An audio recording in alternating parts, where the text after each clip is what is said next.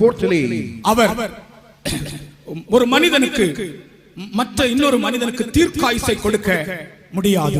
Even a man cannot give a long life to another man. ஒரு மனிதன் இன்னொருவனுக்கு தீர்க்காயுசை தர முடியாது. A man cannot give a long life to another man.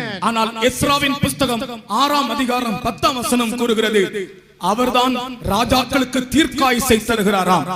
Even Ezra chapter 6 verse 10 it says, only the Lord God, even for the kings, he is able to give a longevity, long life. அவர் சுகத்தையும் தருகிறார், தீர்க்காயுசையும் தருகிறார். And he is able to give health and also the long life. வாசிங்கள்.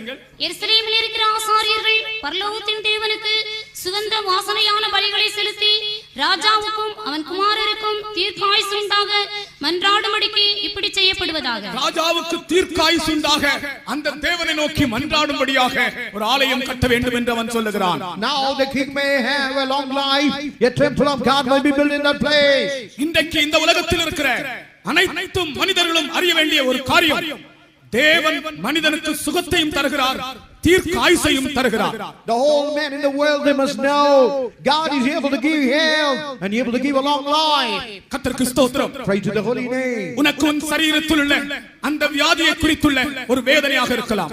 You may have in the body some kind of pain. ஆனால் இன்றைக்கு உனக்கு சுகம் மட்டுமல்ல, தீர்க்காயுசையும் அவர் தர வல்லவர் என்று இந்த வசனம் சொல்லுகிறது. The word of God says not only he is able to give health and healing, but even the long life by his word.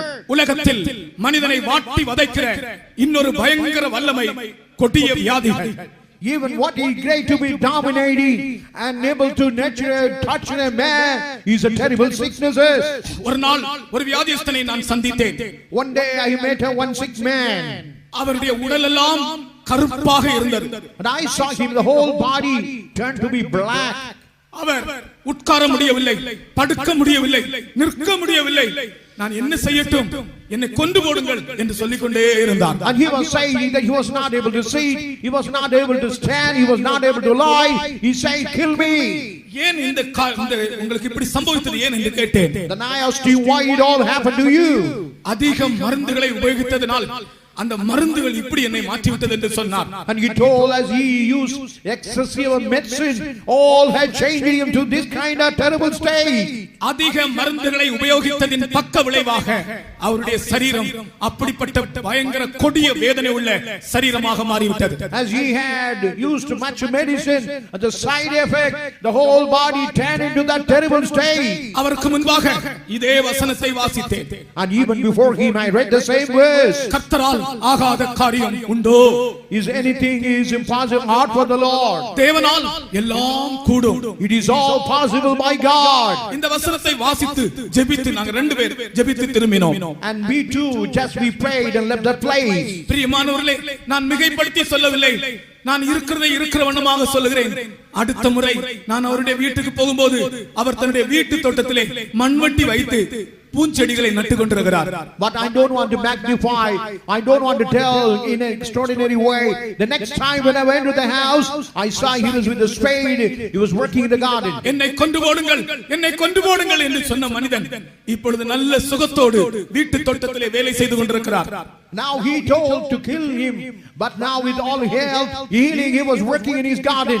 கர்த்தர் நமக்கு சுகத்தை தருகிறவர் மட்டுமல்ல, தீர்க்காயுசையும் தருகிறவர்.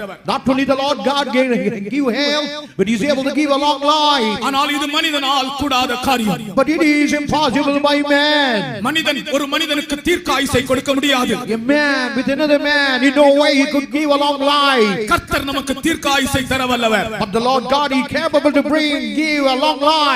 அப்படிப்பட்ட ஒரு தேவனை தான் இந்த நாளிலே நாம் விசுவாசிக்கிறோம். Only such kind of God we believe in this day. மரண பயத்தினால் ஆட்கொண்டிருக்கிற தேவனுடைய பிள்ளையே, இதை நீ கேட்டுக்கொண்டிருக்கிறாய். உனக்கு மரண பயத்தை மாற்றி தீர்க்காயுசை தர தேவன் வல்லவர் என்பதை இந்த வசனம் உனக்கு வெளிப்படுத்துகிறது. Even the word of God says you have been seized with the fear of death, but he is able to deliver you and able to give a long life. இங்கே வந்திருக்கிற வியாதியஸ்தருக்காக நம்ம எல்லாரும் நம்முடைய கரங்களை உயர்த்தி கொஞ்ச நேரம் துதிப்போமாக.